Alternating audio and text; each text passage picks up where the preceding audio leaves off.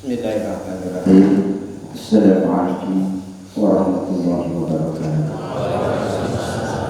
Bismillahirrahmanirrahim. Wassalatu wassalamu ala Rasulillah wa ala alihi wa sahbihi wa man wala. Para bapak, para ibu, hadirin rahimakumullah. Alhamdulillah, pada malam ini kita dapat berkumpul di majelis ini. Mudah-mudahan senantiasa ada di dalam rahmatnya Allah Subhanahu wa Ta'ala. Para bapak, para ibu, hadirin rahimakumullah. Hari Minggu saya dihubungi di WA oleh Ustaz Abbas untuk bisa menjadi badal atau menggantikan yang kebetulan jadwal hari ini malam ini adalah Bapak Profesor Imam Hanafi, pengurus LDTKN Kabupaten Jawa Tengah.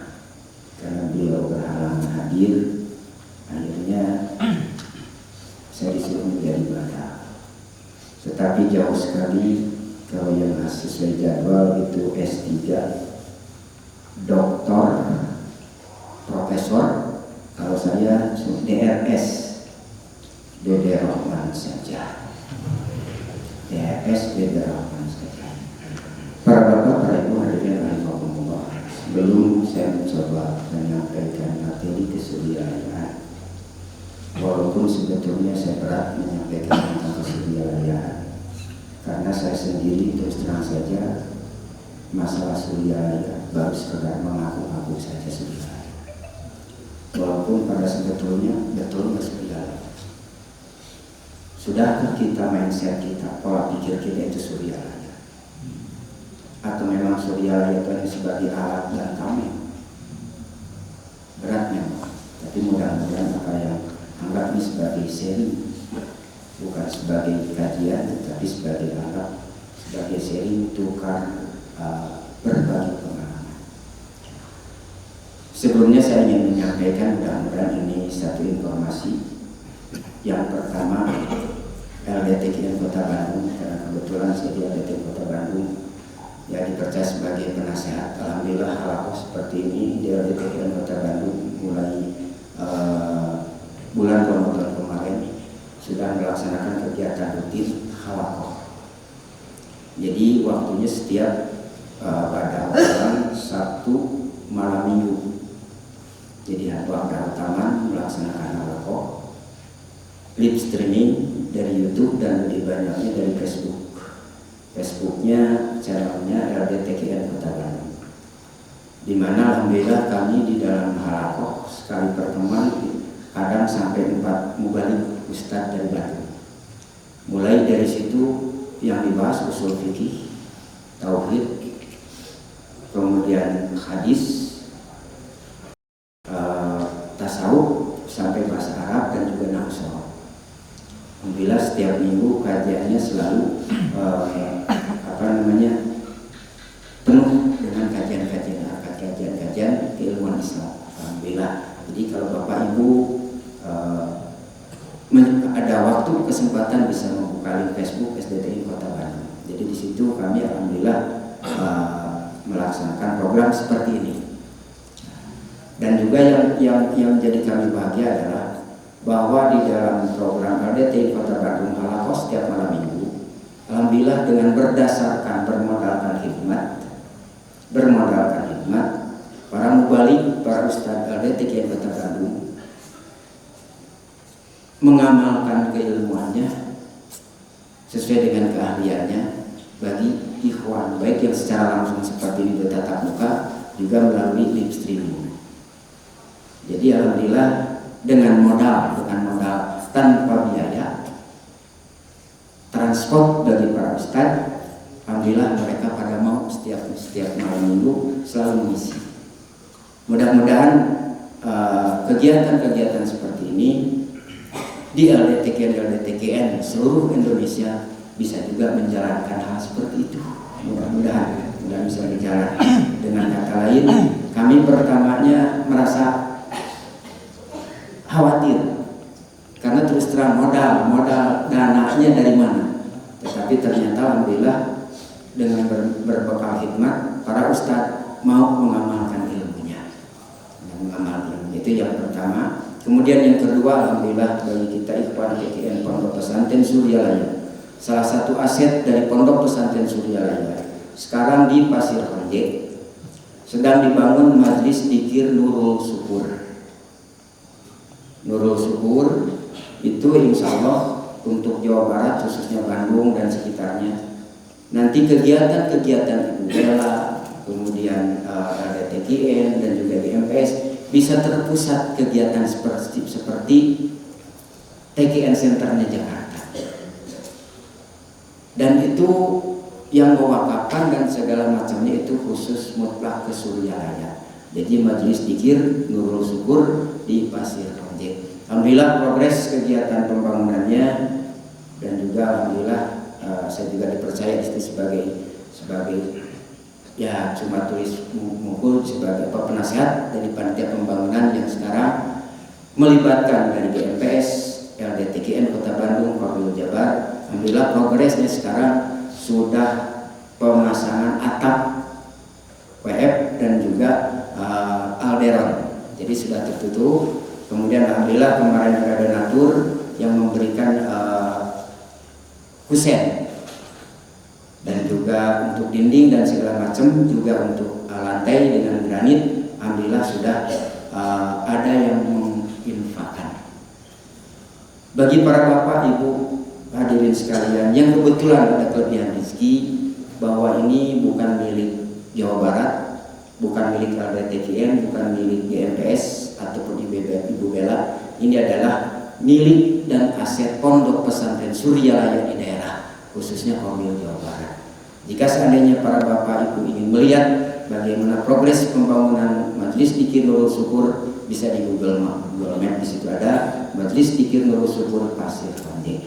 Itu mungkin yang mengawali, mudah-mudahan sebagai tanda bahagia bagi kita semua bahwa Provinsi Jawa Barat, khususnya di Kabupaten Bandung dan Bandung, sekarang sedang pembangunan aset Suryalaya, yaitu Majelis Dzikir Nurul Syukur. Mudah-mudahan dengan barokah kalamah sahabat, mudah-mudahan kegiatan pembangunan ini bisa berjalan lancar, dan harapan dari panitia mudah-mudahan nanti pas Ramadan bisa dipakai untuk sholat tarawih. Itu saja mungkin yang pertama kali ingin saya sampaikan. Mohon maaf pada bapak ibu hadirin sekalian. Hadirin masyarakat muslimin rahimahullah.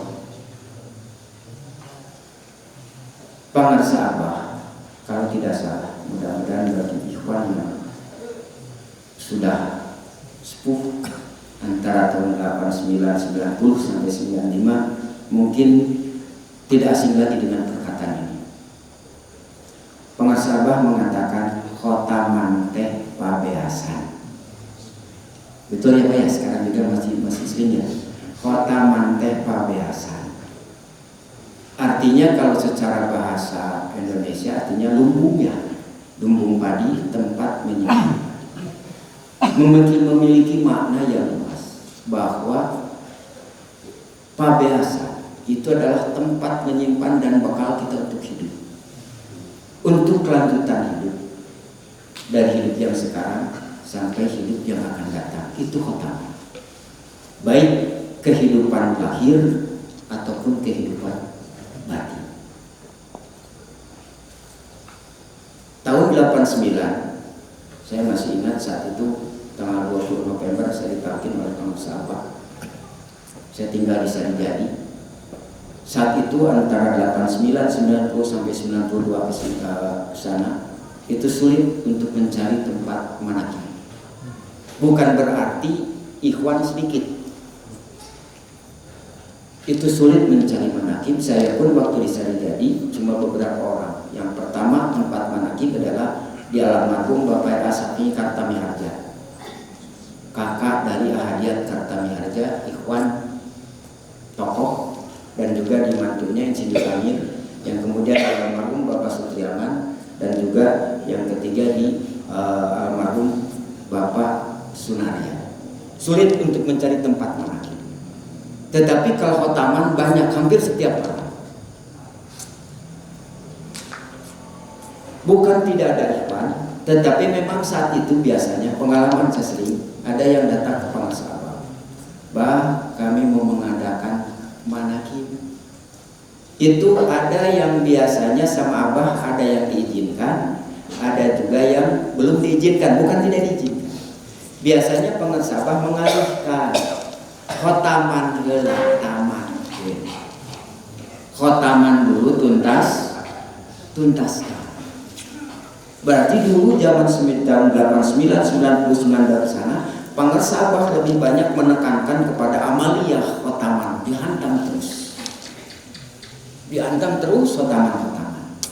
Nah, baru datang lagi ke pengersabah, bah ingin melaksanakan manakib. Kalau seandainya saat itu pengersabah mengizinkan, sok ayeuna mah buka manakib. Sekarang boleh diizinkan sama Abah buka manakib. Jadi yang disebut dengan manakib mesti izin dulu ke Suryalaya, bukan semata-mata tidak boleh mengadakan inisiatif manakib, tapi karena dulu memang amaliyah pokok dari khotaman khususnya itu memang pengersabah memonitor dan menekankan terus untuk pengamalan khotaman. Lihat saja di petunjuk pengersabah, itu di petunjuk bahwa khotaman dilaksanakan minimal 2 kali di dalam seminggu, malam Senin atau malam Selasa atau malam Jumat. Di Suryalaya itu pada asar, karena memang lokasinya ya kan banyak. Nah, itu di situ. Tetapi di dalam manakib pengersabah menekankan lamun bisa mampu ngayakeun manakib sok ngayakeun manakib, lamun can mampu datangan tempat manakib. Jadi kalau sudah mampu silahkan ngadakan manakib, tetapi kalau belum mampu hadiri datangi tempat manakib. Berarti kalau di sini yang ditekankan oleh pengersabah manakib dulu apa khotaman dulu? Khotaman tuntaskan dulu. Tetapi yang terjadi sekarang mohon maaf saja, tapi mudah-mudahan bukan hanya di Bandung, Bapak cuma di Bandung saja. Biasanya sekarang yang terjadi, jika ada ikhwan yang sudah rutin melaksanakan amaliyah khotaman, pas saat buka manakib biasanya khotamannya berhenti. Betul. Rata-rata akhirnya pas buka manakib khotamannya jadi berhenti. Berarti di tempat itu khotaman itu kalau ada manakib. Padahal sebetulnya pengersabah menekankan khotaman padanya. Bahkan kalau yang mungkin pernah minta riado khusus untuk khotaman, biasanya pengersabah itu memberikan riado itu khotaman 40 hari, selama 40 hari jangan putus, itu pada subuh. Khotaman pada biasanya Pak Haji dulu ya, silakan khotaman jangan putus minimal 40 hari setiap pada subuh. Dulu tuh karena begitu. Apa sebetulnya yang terkandung di dalam khotaman sehingga pengersabah menekankan khotaman. Ternyata kalau khotaman itu dulu sama almarhum Ajengan Jajan kan pernah dibahas. Khotaman itu kan tulisan judul bukunya Ukudul Juman ya. Ukud itu ikatan, untaian, rangkaian, Juman itu mutiara. Berarti kalau disatukan itu adalah untaian, rangkaian, mutiara. Mutiara apa? Kalimah. Aurat di dalam khotaman itu adalah mutiara yang telah dirangkai dari awal sampai akhir.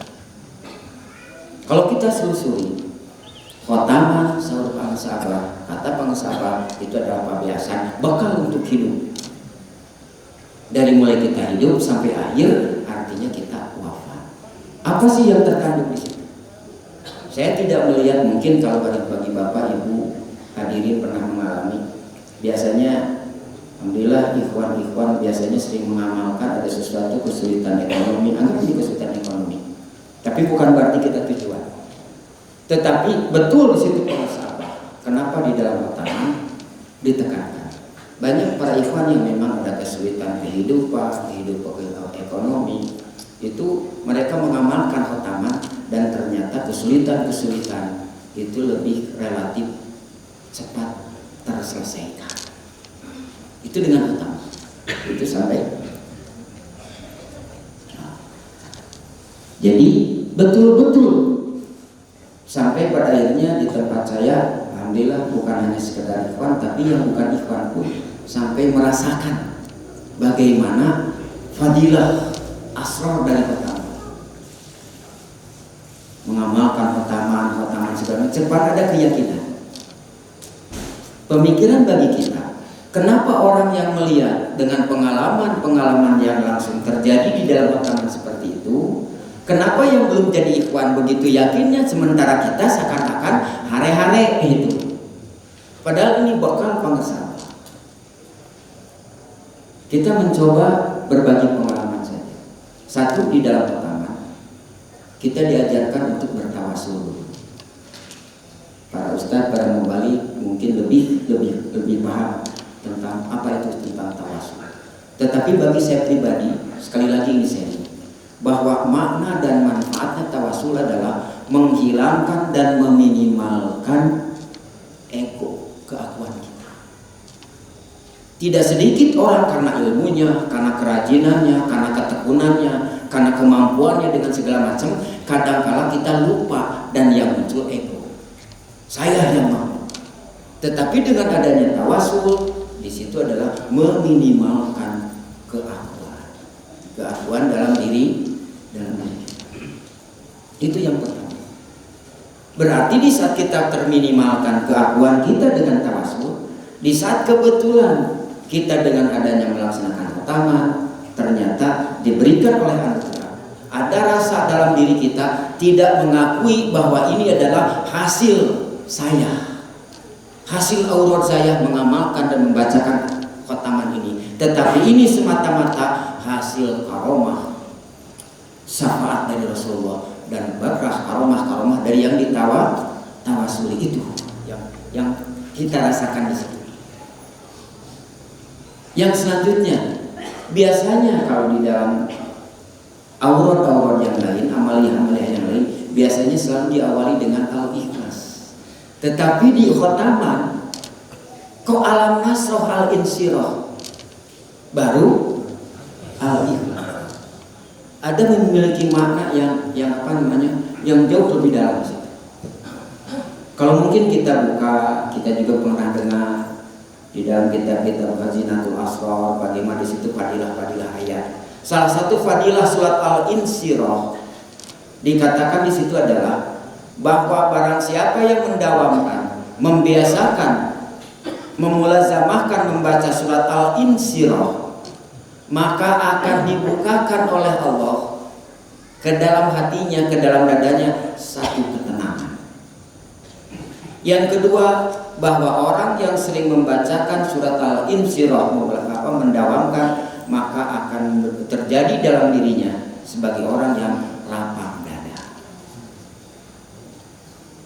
Oleh karena itu, di saat kita membaca surat Al-Insyirah, yuk kita coba resapi sejauh mana sampai kita merasakan ada nggak ketenangan. Dapat nggak ketenangan dari surat Al-Insyirah itu? Bukan semata-mata kita hanya membaca, hanya angin lalu. Kadang-kadang kita hanya seperti angin lalu, hanya terucap. Rasakan, nikmati, sampai akhirnya kita merasakan ketenangan. Kalau sudah merasakan ketenangan di dalam diri kita secara pribadi, mudah-mudahan teraplikasikan di dalam kehidupan sehari-hari. Satu, orang yang telah lapang dadanya, maka dia di dalam aplikasi kehidupan sehari-harinya, khususnya bagi ikhwan TKI, dia akan berlapang dada apabila bertemu, berhadapan dengan orang yang mungkin berbeda dengan kita. Jadi lapang dada. Kita kan lain, beda sedikit, wah jadi rame. Berarti dada kita kemana? Fadilah asrar dari Al-Insyirah yang selalu kita baca, bisa lapang dada. Yang kedua, orang yang mendawamkan Al-Insyirah memberikan ketenangan dalam diri kita. Ketenangan dalam diri kita bisa enggak teraplikasikan, terwujudkan kepada masyarakat sekitar.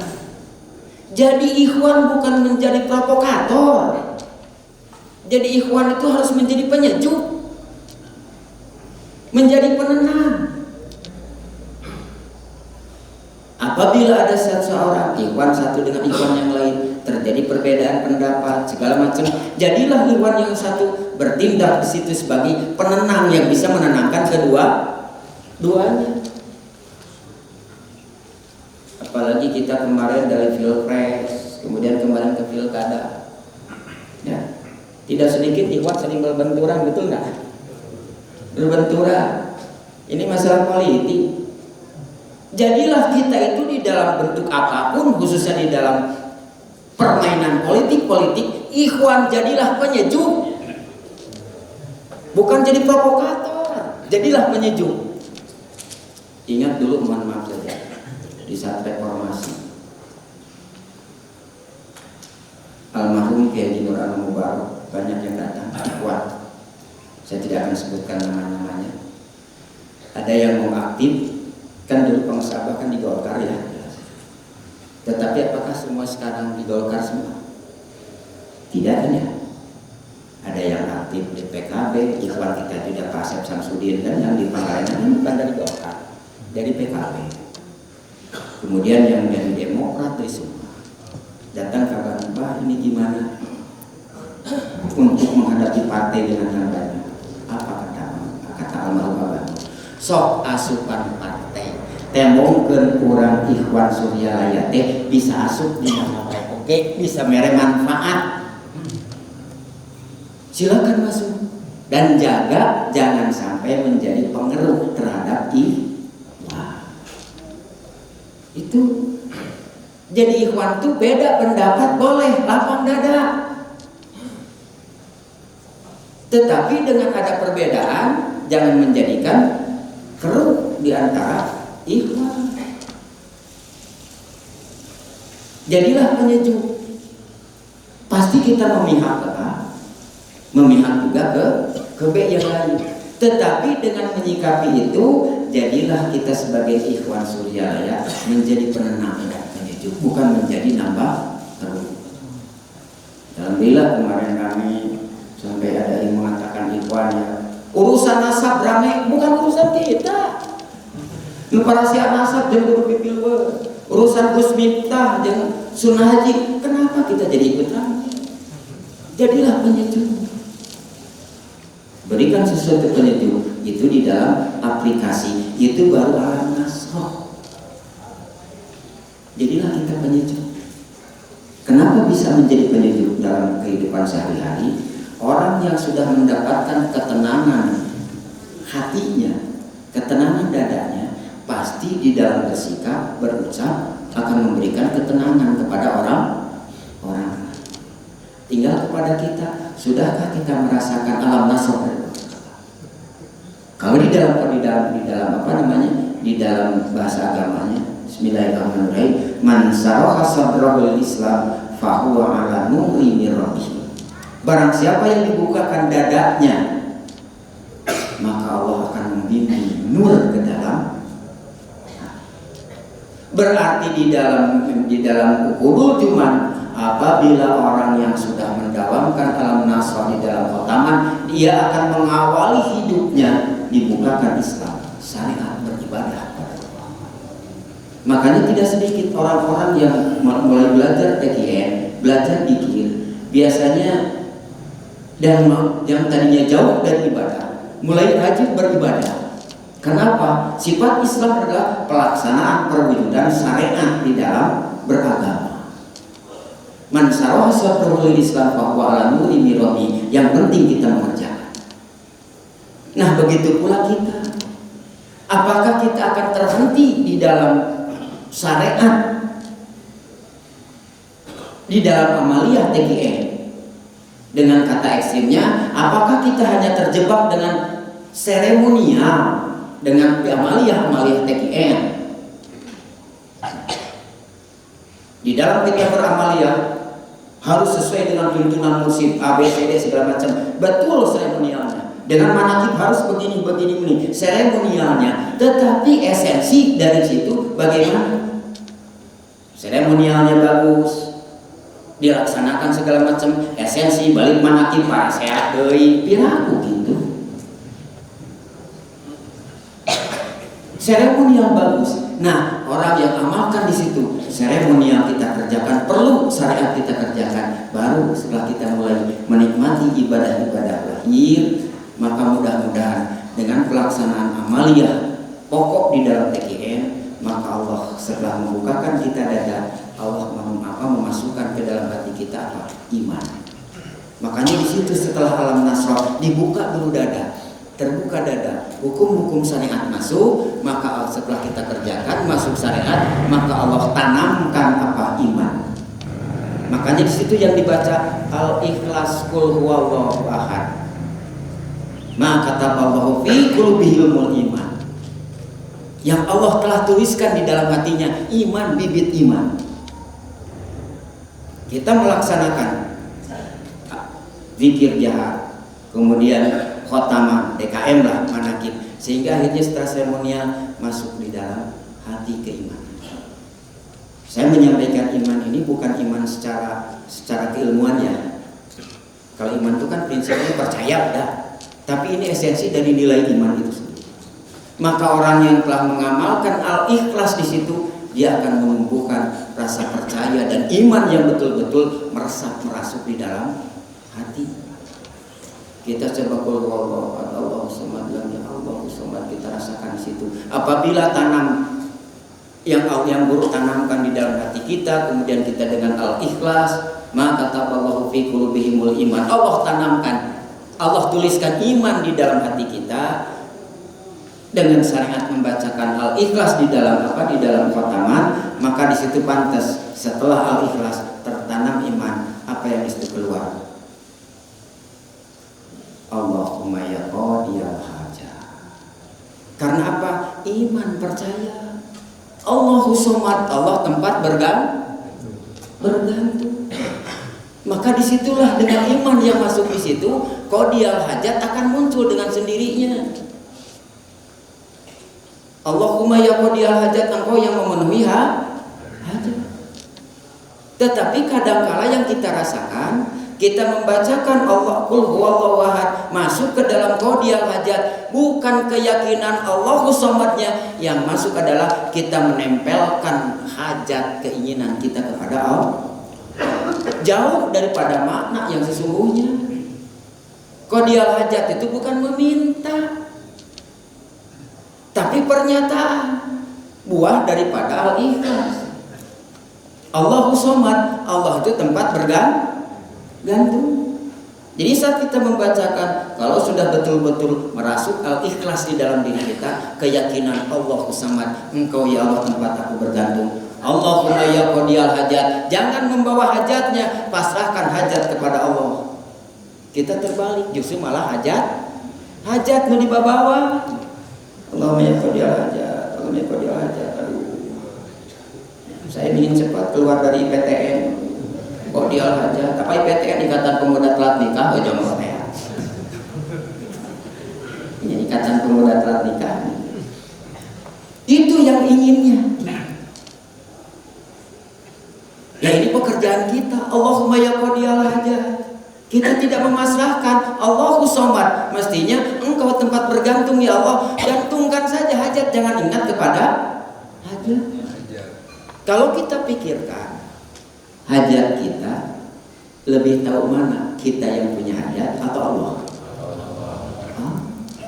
Pasrahkan ya engkau ya Allah yang lebih tahu hajat saya. Pasrahkan ya kamu. Allahumma ya qadiyal hajat, Allahumma ya qadiyal hajat, sampainya ya qadiyal muhimmat, sampainya ya arhamar. Kita pasrahkan kepada Allah di situ. Kita pasrahkan kepada Allah, engkau yang lebih tahu di situ. Jadi sekali lagi, apabila al-ikhlas telah tertanam dalam diri kita, kita bukan meminta, tetapi menyatakan, mewujudkan di dalam diri kita, di dalam hati kita sebagai bukti daripada iman. Allahu somad, Allah tempat bergantung, maka kita menggantungkan kepada Allah dengan 7 kalimat itu. Allahumma ya qadiyal hajat, kafiyal muhimmat, pasrahkan. Kita mencoba melepaskan hajat. Biasanya kita Allahumma ya qadiyal hajat, ingat kepada di situ. Berarti kita justru memerintah dan mengatur Allah. Engkau ya Allah. Makanya pengesabah mah dikatakan tuhya ya. Di mana butuh aya pengesabah mah di urang mah tuhya teh di mana butuh teu urang mah di mana butuh teu aya. Ada bohongan ngatur wae ka Allah teh. Disebutkan qadial hajat urang teh ya Allah cik anu teh. Qadial hajat pas engkau ya Allah yang lebih tahu tentang kebutuhan. Kenapa lebih tahu? Wong kita belum lahir saja Allah sudah mencatatkan ya rizkinya, umurnya, bahagia, celakanya. Berarti Allah lebih tahu. Pasrahkan pada ya qadial hajat. Setelah selesai begitu, ya Allah ternyata setelah selesai di situ apa? Disitulah hebatnya khataman dari bangsa. Setelah selesai Allahumma ya arhamar rahimin. Terus di situ dilanjutkan dengan kenapa la haula? Disinilah wujud daripada iman Allah kita meyakini Allah tempat bergantung, tetapi kita maksa.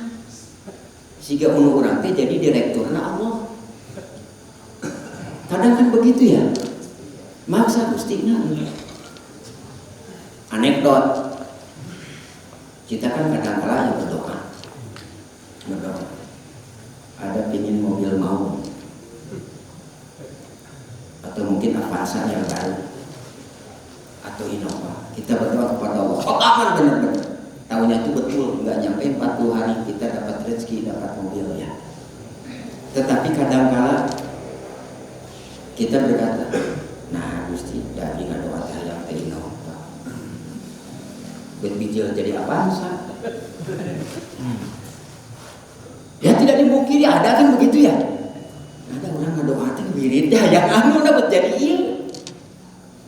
Berarti di situ apa? Keakuan kita yang Allahu Somad itu belum betul-betul menyerahkan kepada Allah. Ya percis para ustaz di mana ustaz teh gitu deh nya. Didatangan di orang beunghang. Pas datang sakieu gitu. Allahu Somad teh kalaman lah. Udah jadi ustaz mah dilema artinya.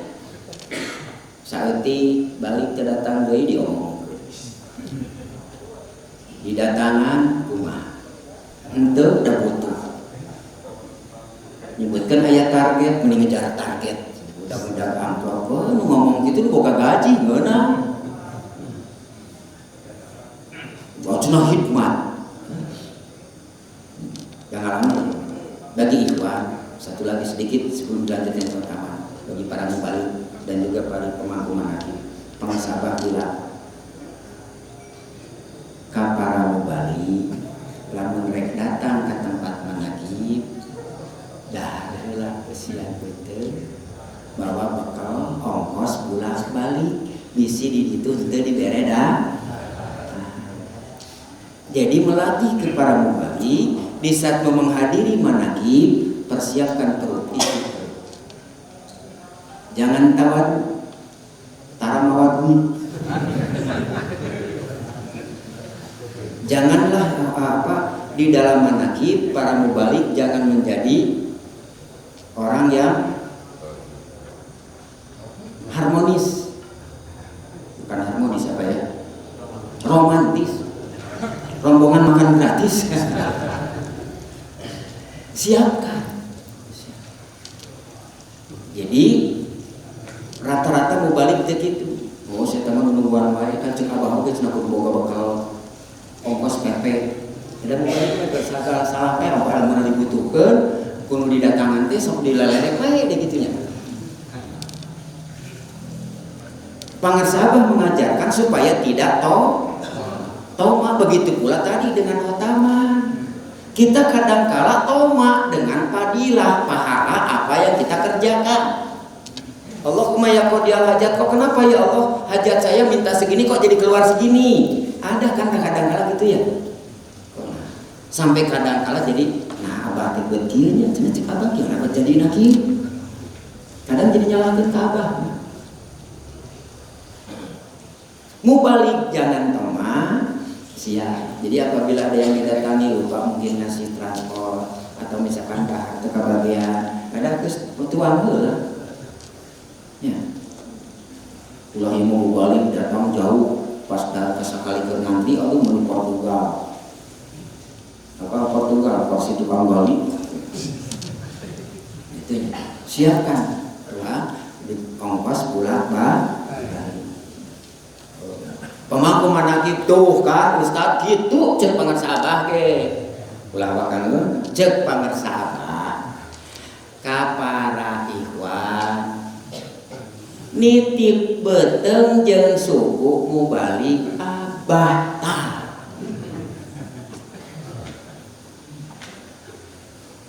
cek pangersabah teh kapara pemangku manaki nitip si beteng jeung suku mau balik abah. Jadi lamun anu mau balik nepi ka kalaparan datang ke tempat manaki nu teu hikmat sah. Jujur atuh. Kan paribasa urang mah kamu balik sing hikmat kudu hikmat kan gitunya. Lamun mau balik kalaparan sanu teu hikmat. Berarti mengayakan manakib. Lamun mubalik nepi ka datang lempang, nepi ka senalna ngajeput pegat, sanu teu ada. Sanu teu hikmat. Pemangku manakib. Apa abah geus nitip. Tuh. Abah mah bijaksana na kitu. Para mubalik entong-tongan kamu di datangan manakib nitip atau mau balik abah gitu nya nitip mau balik abah aya hiji deui bukan akal salah tafsir saur kasarna kieu cok abah oge ulah menta ngan lamun dibere sanajan dialungkeun tari salah make terjemahan jeung salah pake prinsip dipake prinsip kudu pararadit jok abah ge teu meunang menta da kudu nama era lamun jelema beunghar datang ikhwan anu kasusahan anu rek jadi panitia ngayakeun segala macam datang proposal menta sumbangan ka urang kuduna era sabab lamun dawuh pangersabah tong nuluan dipenta maneh teh sing hideng kitu disebutna ulah menta teh era lamun dipanta kudu hideng mere henteu hideng henteu teu diubah tuh mata pantas ikhwan di mana nyeun heses nyeun segala macamnya ku hitungan ikhwan sekian juta 7 juta begitu lamun sabulan 1.000 nya 1.000 berarti geus 7 juta merenya 7 miliarnya 7 miliar ku 1.000 tapi hese. Oh, ibu-ibu kalaman aktif di LDTKN, ibu bela segala macam paling hese nyangan sumbangan donatur KI. Wah, di mana karek datang? Selain diberi sumbangan, geus didalilan. Ku abah ge teu meunang kikian. Abah ge ngomong teu meunang menta kudu aya aturan teu hidang. Emut kapungkur punten pengalaman. Pangarsa abah hoyong ngadilikeun latifah mubarakiyah. Pangarsa abah teu bikin panitia harieu sandi ikhwan-ikhwan kapungkur. Abah ayo perguruan tinggi dan agrarium terang-terang almarhum Pak Hikmat Wiradilaga jika bicara perkebunan Megamendung bahwa 2 miliar diapasikeun ka Pangersabah utuh full teu dipenta hidang emosi muka kuring almarhum Kiai Haji Nur Mubarak dicatat dicana kuring almarhum Bapak Iwa Sewaka almarhum Pak Baja Penghedi mantan-mantan gubernur Jawa Barat teu minta sumbangan ngadongeng pangersabah hoyong kieu hoyong rencana teu dipenta tapi hari deum ayeuna mah dipenta kalah ka ngama kudu nama aya we kenseng kieu di Bandung di mana permanakib aya kenseng da ngararama tinggal di Suryawaya kenseng padahal di dia aya para rotes henteu nya da sebetulna aya kenseng leuling teh kudu era abah teh ngajarkeun ka urang boga duit mah ulah nu receh sabab kenseng mah keur bagian anu mariskin anu ngasupkeun meh teh era 1.000 2.000 sok diberelahan ku kenceleng. Tapi lamun anu beunghar mah atuh tong kana nuan kenceleng di gigireun masjid aya Baitul Mal. Tidak ku ka Baitul Mal, punten di ka Baitul Mal 2000 perak. Kan anu bagian 2000, 5000, 10.000 mah kan senang ngecian kenceleng. Gitu. Ya. Oh, cenah gara-gara Ustaz nyebutkeun kitu tiap buka kenceleng jarang 50.000. Di mana-mana dia gitu ikhwan teh gitunya. Nah, jadi sekali lagi itu pertama dari yang qadil aja, yang selanjutnya adalah la haula wala quwata illa billahil aliyyil azim. Artinya di saat kita menghantarkan kepada Allah dengan hajat qadil hajat segala macam jangan kepada Allah, perkuat tekad kita dalam diri kita, la haula, tidak ada daya dan upaya. Jadi saat kita Allahumma ya qadil hajat mangakeun manganyalakeun ya Allah. Lamun urang geus masrahkeun, kalau kita sudah menyalahkan utuh kepada Allah, di saat itu ijabah ataupun tidak, cepat ataupun lambat, kita sudah menyerahkan kepada Allah, tidak akan menjadi beban. Kenapa? La haula wala quwata illa billahil aliyyil azim. Nah, kenapa di la haula ada sholawat, diawali sholawat, diakhiri juga dengan sholawat, tapi ada sebagian yang tidak diawali dengan sholawat, tidak diakhiri dengan sholawat. Satu, yang perbuatan kita, yang memerlukan action kita, pasti tidak diawali dengan sholawat. Kita menyerahkan sekutunya kepada Allah. Kita tidak punya peran sedikit pun dari la haula, makanya di situ perlunya rahmat Allah melalui syafaat Rasulullah la haula, maka di situ bahwa kita menyerahkan la haula kepada Allah, tidak akan ada daya dan kekuatan kita, iman kita belum bisa nyampe ke sana kecuali dengan bantuan apa? Syafaat Rasulullah. Makanya ada sholat. Tetapi kenapa setelah itu kita sadar, ya Allah, saya sudah menyampaikan begini, menyerahkan begini, tapi kok kenapa setelah berkhotaman itu kok tidak ada rasa kepasrahan, tidak ada rasa ketenangan. Makanya di situ dilanjutkan dengan sadarilah. Jangan engkau bertanya kepada Allah, tapi lihat dirimu. Jika engkau telah menyatakan kepada Allah, berdoa kepada Allah, beribadah kepada Allah, tetapi kenapa Allah belum memberikan buah langsung dalam ibadah kita, dalam amaliyah kita? Kenapa demikian? Bukan bertanya kepada Allah, tapi lihatlah muhasabah ke dalam diri kita. Makanya pantas di situ apa? Qul a'udzu birabbil falaq. Siapa tahu kita beribadah rajin tetapi ada sifat hasud. Nah, hanya urang tidak khotaman gitu tapi na baca saripuh wae boga sifat hasud dalam diri kita.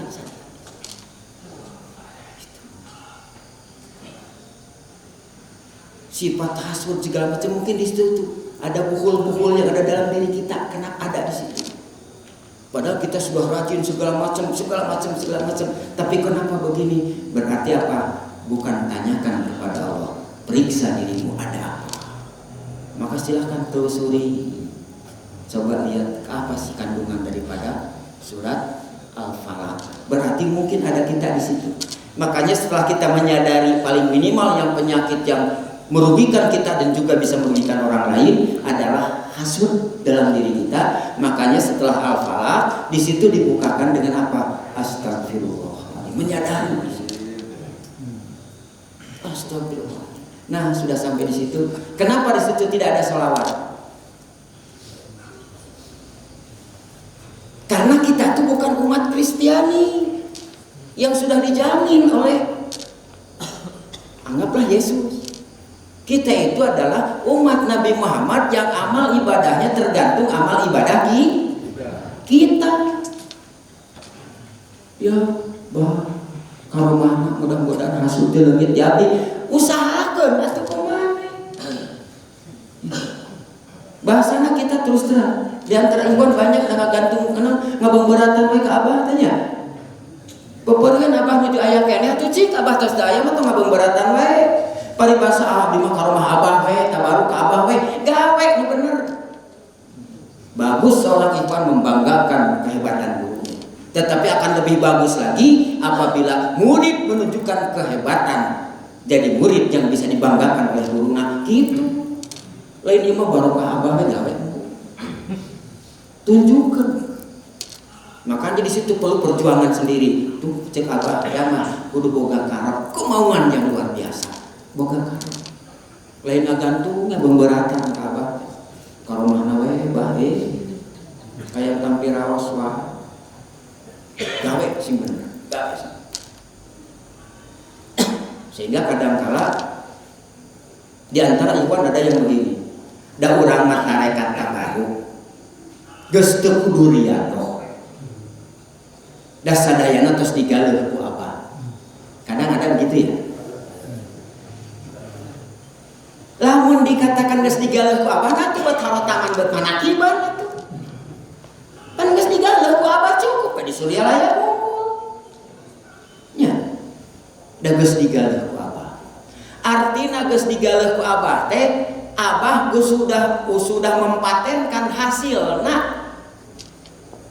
Jadi riadoh pelajaran riadoh pangarsa abah teh di mana ikhwan ngamalkeun teh geus yakin hasilna sabab ku abah geus dibuktikeun geus dibeli. Lain kawas urang maca mujarobat nu teu puguh asal usulna.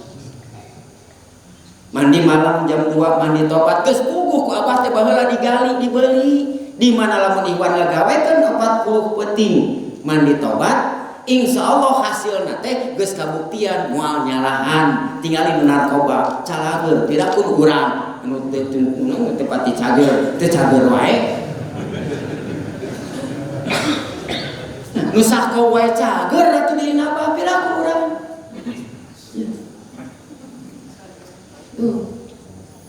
tos digaleuh ku abah geus yakin paten ku abah teh pasti buktina di nabah calageun. Dikir di Suryalaya ku inabah mungkin teu di Suryalaya di inabah Suryalaya nah ditarakin di inabah henteu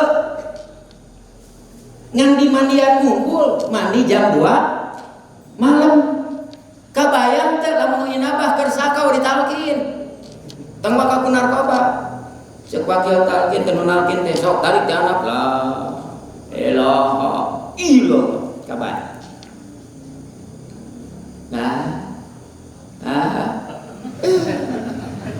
Mungkin teu mungkin anu diinabah teh dikir dilatih dibiasakeun la ilaha illallah nepi ka cabut bareng can ditalkin sagorobok-gorobok we nya tapi jadi cager tapi nu lain inabah teh calager da dikirna di silent wae lobana di silent kan aya keterangan Syekh Hasan Basri ditaros wahai Syekh, kenapa orang dengan suara bedas kasarnya, suara keras hentakan yang kuat mengucapkan dzikir kepada Allah, tapi engkau tidak terdengar suara sedikit pun. Syekh Hasan Basri mengatakan, orang yang belum luluh terlembus hatinya, masuk ruhnya kepada Allah, sirnya kepada Allah, maka dia akan berzikir terucap karena dzikir masuk di lisan dan jasmaninya. Tetapi kalau sudah bikin merasuk di dalam ruhnya, dia tidak akan bersuara. Artina teh lain kurang jadi zikir di silent. Orang yang sudah tembus zikirnya kepada Allah, geus teu mikiran zikir, komo nepi ka ngitung jumlah hitungan imam. Si eta mah imam tara 165, Gusti eta nu zikir nepi ka dihitungan imam. Maknana orang yang berzikir percis seperti Syekh Hasan Basri, geus leungit ucapan geus teu mikir. Urang keur mikir, baku kan mun saya si eta nu jamaah dikir teh pambedana wae nepi ka apal sora si ieu si B si C na. Da orang anu geus susuk mah geus teu mikiran deui ucapan, geus teu kaluar ucapan kari teh anteng we ka. Mana tasawuf itu di situ. Nah la haula wala quwwata istighfar terus istighfar. Baru di situ sudah yakin saudara ya Allah benar penyakit saya ini yang menghalangi ini istighfar yang banyak. Akhirnya apa? Dengan istighfar kita mengatakan kita kalau mengakui kesalahan kemudian kita bertekad untuk memperbaikinya. Artinya kita membuat statement ya. Sekarang saya harus memulai kehidupan yang baru. Harus lebih baik, harus begini. Ini jadi pengalaman. Ini yang menjadi gagal perjalanan kita. Makanya setelah istighfar ada qul a'udzu birabbin nas, meyakini kepada Allah Tuhan manusia, raja manusia. Seorang raja akan bertanggung jawab kepada rakyatnya. Rakyat pemikiran. Ayeuna satu contoh. Rakyat Indonesia kekurangan beras, tong milu mikiran daya pemerintah rek impor kek rek kumaha terserah. BBM susah tong mikiran, dan pasti pemerintah bertanggung jawab mengadakan. Begitu pula kita dengan qul a'udzu birabbin nas. Ada statement qul a'udzu birabbin nas, malikin nas, yakin ka Allah teh nyangakeun. Makanya setelah qul a'udzu birabbin nas, tetapi kenapa di situ selawat dua-duanya sampai terakhir ya? Kudu daek usahana, urang bari usahana buktikeun. Setelah Qul a'udzu binas menyatakan Engkau ya Allah sebagai Tuhan manusia, Raja manusia yang akan bertanggung jawab kepada segala keperluanku sebagai makhlukmu. Makanya di situ statement langsung hasbunallah wa ni'mal wakil, ni'mal maula wa ni'man nasir. Itu buah daripada Qul a'udzu birabbin. Setelah Qul a'udzu birabbin-nas lalu ya khauf ya lutfi adrikni bilut fikal khafi. Allah teh geus dijamin, ditolong di segala macamnya. Tolong segala macam. Ngan kadang-kala orang lamun deket jeung si A diogok, kita dimanja. Biasanya kan kadang-kala cek sunam cek jadi ogoannya, jadi kolokan. Dengan ya khauf ya lutfi adrikni bi lutfikal hati, memohon kepada Allah, ya Allah manjakanlah aku, tetapi jangan kau jadikan aku sebagai orang yang bermanja-manja. Itu struggle. Orang dikir di Suryalaya teh suruh kasih benernya di Suryalaya mah tinggal di pengasabah, tinggal calik ke ku dikir ku segala macam. Ini ada pengasabah mah geus kerinya atuh. Sok urang para ustad bede dia cobaan sok sila ipis, insyaallah saminggu beak tawak. Kadang-kala gitu. Ya Allah, manjakanlah aku, tapi jangan engkau jadikan aku sebagai orang yang suka bermanja-manja, leha-leha. Nah, setelah itu baru perjalanan menuju kepada Allah, itu baru perjalanan lahir nih. Nah, baru perjalanan menuju batin diawali dengan la ilaha illa anta subhanaka inni kuntu minadz dzalimin. Itu bukan istighfar dari sayyi'ah lahir, tetapi daripada sayyi'ah batin, ruh. Abi Yazid Al-Bustami mengatakan, ya Allah aku beristighfar kepadamu dengan karena mengucapkan la ilaha illallah. Abi Yazid Al-Bustami istighfarnya karena mengucapkan la ilaha illallah, karena saat itu beliau merasakan aku jauh denganmu ya Allah, aku tidak di mana engkau berada, aku merasakan rasa jauhnya kepadamu. Tetapi sekarang aku berganti, telah mengetahui la ilaha illa anta, berhadapan wajah tawajuh. Nah itu mulai perjalanan di situ, rasakan ya la ilaha anta subhanaka inni kuntu minadz dzalimin. Rasakan ruh kita kekotorannya. Sementara kita mau menghadapi yang maha suci, kotor sedikit tidak akan bisa. Kalau kita sudah menyadari kekurangan kekotoran ruh kita, makanya di situ bisa tawajuh. Orang yang sudah la ilaha anta subhanaka inni kuntu minadz dzalimin ya Allah, maka saat tawajuhnya enak. Sudah beres tawajuh, tertanam dalam diri, menyerahkan dirinya kepada Allah, ruhnya mulai hidup dan mulai berjalan.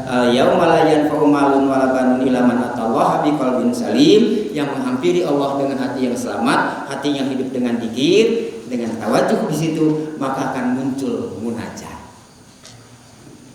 Itu munajat itu bukan ucapan, tapi lahir daripada hantaman. Dzikir itu yang tawajuh saat di situ. Beres tawajuh kan ilahi anta maksudi wa ridhoka matlubi. Kalau di khotaman kan sampai selesai. Tapi kalau pengasabah kan ilahi anta maksudi wa ridhoka matlubi, ilahi anta maksudi wa ridhoka matlubi. Baru terakhirnya atini mahabbataka wa ma'rifataka. Yang pertama ilahi anta maksudi wa ridhoka matlubi. Itu adalah untuk jasa.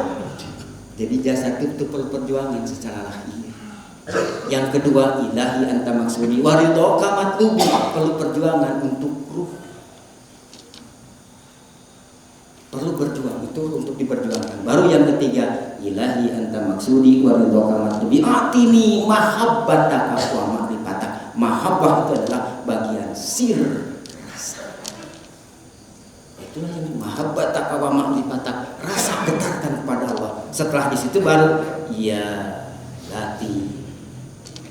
Ya Latif kalau di dalam Rislatul Busiriyah ada beberapa terkandung makna dari kata ya Latif. Pertama, permohonan hamba kepada Allah untuk dijadikan seorang kekasih Allah.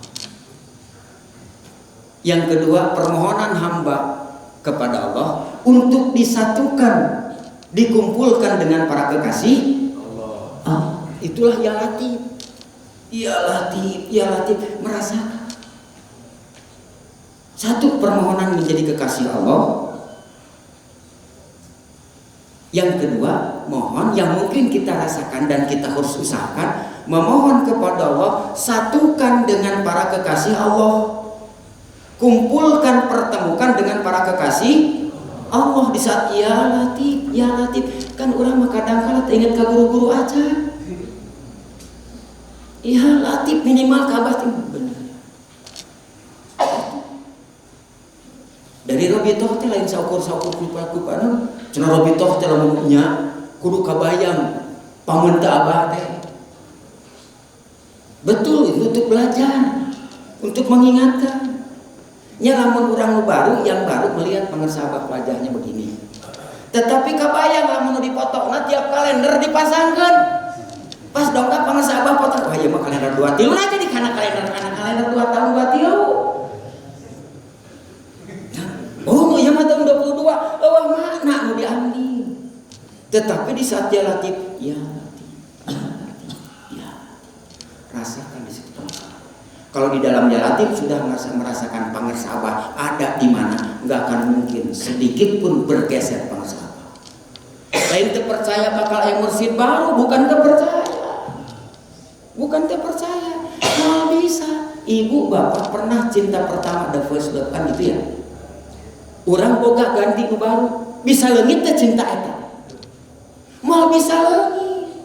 Urang mursyid ke pangarsa abah, rek mursyid sawae nu nya asli jeung nu aya segala macam oge, moal karobah cinta eta. Jeung moal ngaganti cinta anu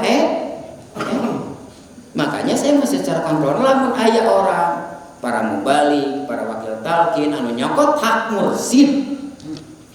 Berarti ngecot dikir. Da orang yang betul-betul ya Latif masuk di ditu mah, mohon maaf, jangankan mengambil hak mursyid. Sok ibu bapak rasakan. Ibu rek nambah dina khataman saeutik we, aya kasieun teu urang ka abah ngait. Sieun atuh. Ya. Urang rek nambah-nambah dina amaliyah, dina khataman we. Rek nambah-nambah ngurangan atau nambahan, ada enggak rasa takut? Ada kuat. Berat tawani. Kamu lebih kang ngajual ngaran abah mah moal mungkin orang muhatina sudah ya Latif di situ berkumpul dengan para kekasih Allah. Makanya pangarsa abah lamun ruh anjeun sir anjeun geus nyambung jeung guruna jeung mursyidna, maka ku abah dicanak di riungan anu langkung agung. Naon langkung agungna? Majlis karomah. Jadi urang dina manaqib makom karomah, makom segala macam teh, haplah karomah jeung para wali cenah sumping sadayana teh, lamun urang dina ya Latif geus nepi nyambung ka abah, ku abah dicanak kana majelis karomah nyambung. Makanya pantes lamun urang dina khotamah nya dina sakeun manaqib kadang-kala dina keur pembukaan, dina keur khotam, dina keur tanbih, Al-Qur'an, tawasul atau manqabah, kadang-kala tanpa rasanya keluar ceuri. Sabab kerhidmat. Makanya pangarsa abah dikatakan sok manaqib teh sing hikmat, lain hikmat lahiriah di jero. Apan tadi teh keur ngait ka guru, ku guru dibawa dina riungan para aulia Allah. Kan urang yang mendicana punten, simkuring kitu Pak. Kersana Ustaz Abbas klik teh punten ukur cara Ustaz ngisi ieu nya. Anu kitu kan dibawa ka dieu nya. Kan urang teh ajrih meureun. Karena diajak total lagi kan henteu urang teh nutuan we urang ngagaroan kitu nya.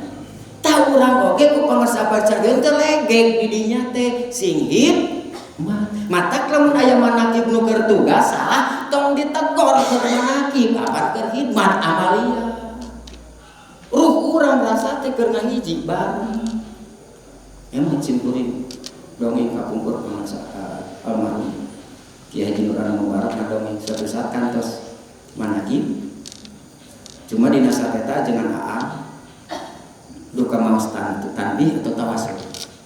Pas beres manakib ku pangasa abah disaur salah tadi teh nya duka dina tawas dina tanbih duka dina tawasul. Surah jangan kumaha atuh abah punten tadi teu dilereskeun kumaha walaran sana pangasa abah apan tadi mah keur khidmat amalia tuh pangersa abah wae anu mursid teu wantun negor ngarareskeun keur khidmat amalia tah ruh teh ruh urang bae salah setik ngomong musalah teh mati ngan bae atuh di Suryalaya ge maca bahasa Sunda orang Arab orang mana teu ngartieun hikmat we lamun hayang bener pek atuh bari baca sorangan da geus ngartieun sing telik jeung sina telik geus puguh eta teh dina sing teh dina asina mah sinanya duh salah teh lain sing ngeuskeun bae nyaho ke diri sorangan kan keur hikmat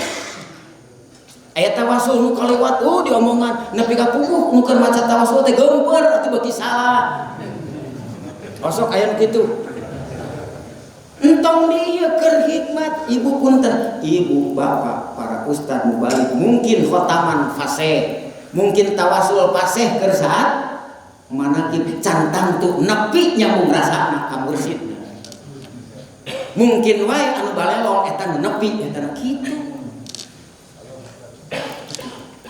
matak dina hikmat ini hikmat amal sok dina khotaman perbahawi khotaman rajin keun khotaman khotoan khotaman galakan lagi, biasakan lagi, mudah-mudahan kita resapi ternyata geni sampai ya latif teh baru managih pantesan pangarsa abah sok khotaman heula karek managih supaya urang teh geus siap ngahiji dina riungan itu saja mungkin sebagai sharing, mudah-mudahan manfaat khususnya bagi saya pribadi sebagai pengingat kembali dan juga bagi bapak-bapak kalaupun ada benarnya itu adalah karomah dari pengurus abah kalaupun misalkan jangan jadikan patokan bahwa khotaman itu mesti begitu seperti yang disampaikan mungkin bapak-bapak mengamalkannya melaksanakannya mungkin ada natijah hasil masing-masing sesuai dengan karakter kita amaliyah kita pengerjaannya tidak menjadi patokan jadi patokan ibu bapak jangan seperti saya bunyi kata ustaz juga itu begini yang kemarin yang begini tidak silakan bapak yang penting bapak mengamalkan khotaman itu sedikit demi sedikit maka tumbuhlah wa'bud rabbaka hatta ya'tiyakal yakin kerjakan kau khotaman sampai betul-betul dengan khotaman itu ya'tiyakal yakin tumbuh dalam dirimu keyakinan dengan amal kurang lebih mohon maaf wabillahi taufiq wal hidayah assalamualaikum warahmatullahi wabarakatuh